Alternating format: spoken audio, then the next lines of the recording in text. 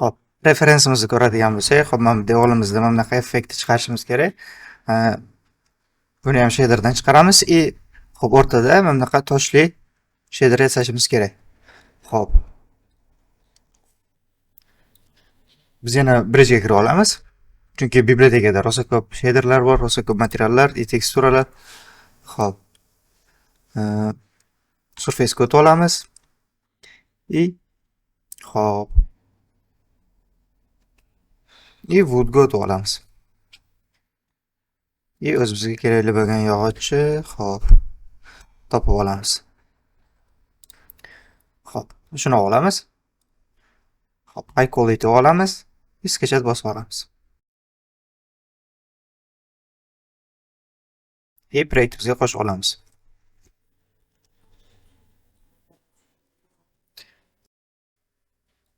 Devorimizga bera olamiz и shaderga kirib olamiz. Birinchi bo'lib buni rotate qilib olamiz.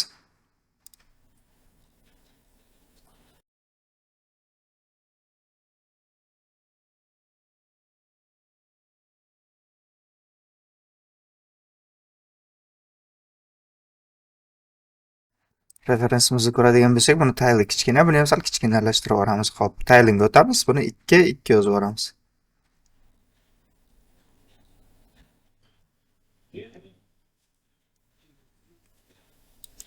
Примерно shunaqa и buni rangini o'zini rangi ozroq sariq bo'lgani uchun, hop, bu yoqda tintdan rangini oqqa tortib qo'yamiz.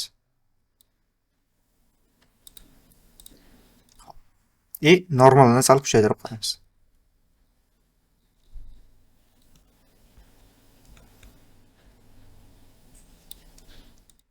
Marubtum 5.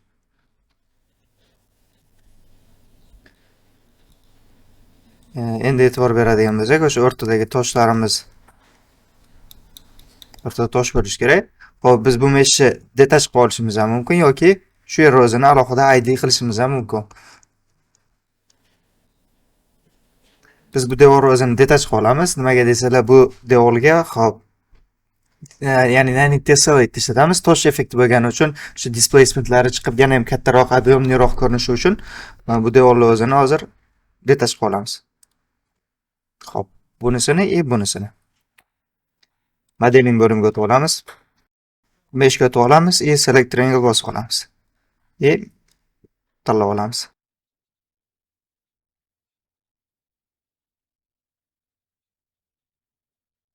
И separate bosib olamiz. Accept.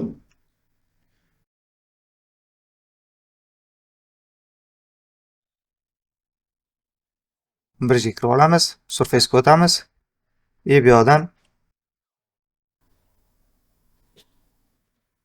tile'ga o'tib olamiz и stone'ga kirib olamiz. Bu yerdan hop, o'zimizga kerakli bo'lgan toshni tanlab olsak bo'ladi. Hop.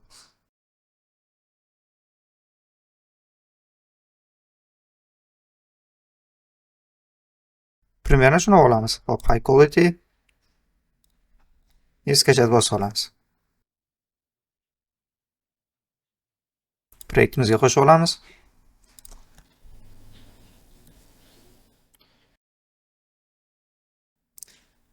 Easy Mapper'ga kiramiz. Hop, materials, master и buni copy qilib olamiz.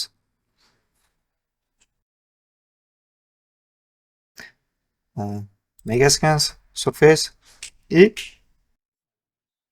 sketchet qolgan toshni shader papkasiga kirib olamiz. Hop.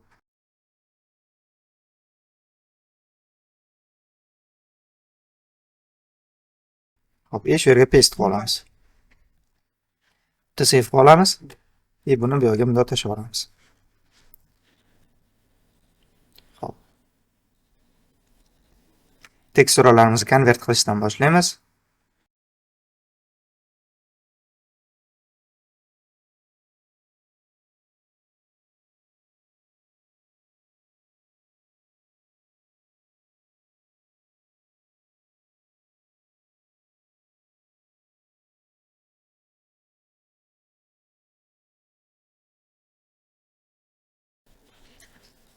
Tessellate yoqib olamiz.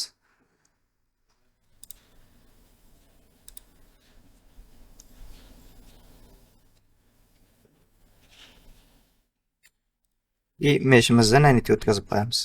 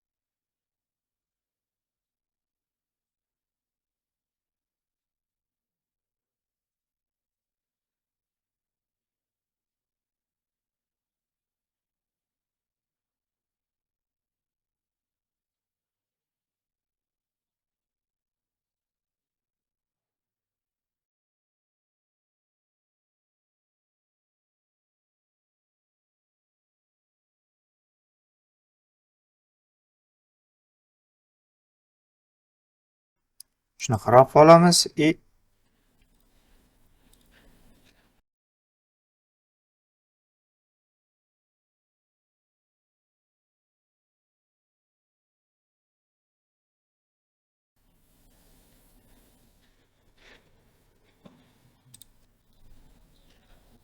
Endi общий devorimizni ichkariroq surib olamiz.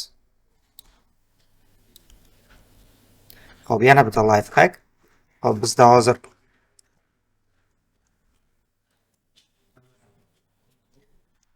pivotimiz bu yoqda turibdi. O'sha pivotni mana bu yoqqa olib kelmoqchimiz.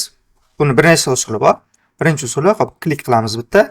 Xo'p, pivot set offset qiladigan bo'lsak, shu yerga keladi. Buni keyin bitta boshqa narsani ushlab, yana qayta ushlaydigan bo'lsak, eski joyiga qaytib qoladi. Xo'p, agar pivotni bosib set qilib, xo'p, pivotni bosamiz, set qilamiz, yana qaytadan pivot, birinchisini bosadigan bo'lsak bo'ldi. Endi bu vechniga shu yerda qoladi. Yana bitta usul bor. Alt bosib turiladi. Pishgani mana bu roliki. O'shani bosiladi. Xo'p. Buni bosib, buni yurg'izsak bo'ladi o'zimiz xohlagan joyimizga. Tepaga bo'lsa tepaga, pastga bo'lsa pastga bemalol yuradi. Xo'p. Orqaroq yurg'izib qo'yamiz.